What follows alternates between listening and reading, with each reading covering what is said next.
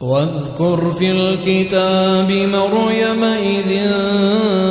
انتبذت من أهلها مكانا شرقيا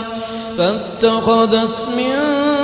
دونهم حجابا فأرسلنا إليها روحنا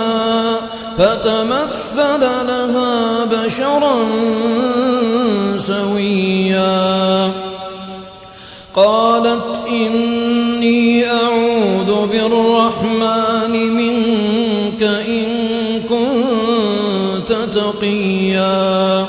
قال إنما أنا رسول ربك لأهب لك غلاما زكيا قالت أنى يكون لي غلام ولم يمسسني بشر ولم أك بغيا قال كذلك قال ربك هو علي هين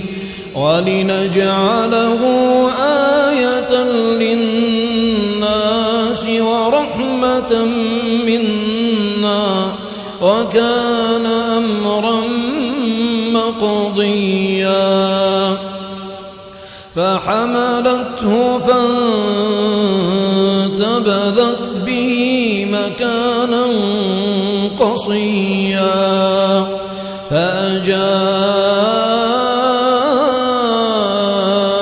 المخاض إلى جذع النخلة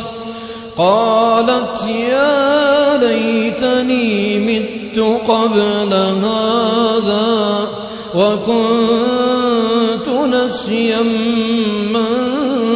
منسيا فناداها من تحتها ألا تحزني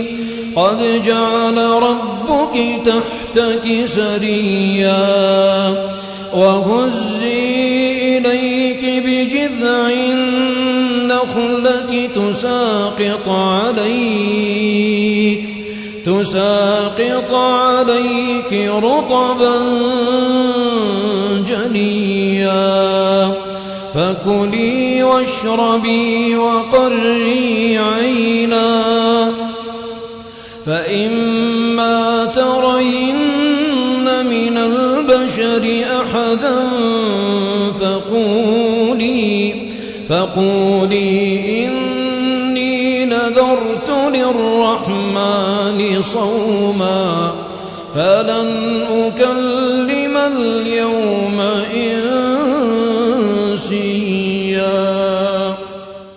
فأتت به قومها تحمله قالوا يا مريم لقد جئت شيئا فريا يا أخت هارون ما كان أبوك امرأ سوء وما كانت أمك بغيا فأشارت إليه قالوا كيف نكلم من كان في المهد صبيا قال إني عبد الله آتاني الكتاب وجعلني نبيا وجعلني مباركا أينما كنت وأوصاني بالصلاة والزكاة ما دمت حيا وبرا بوالدتي ولم يجعلني جبارا شقيا والسلام علي يوم ولدت ويوم أموت ويوم أبعث حيا ذلك عيسى ابن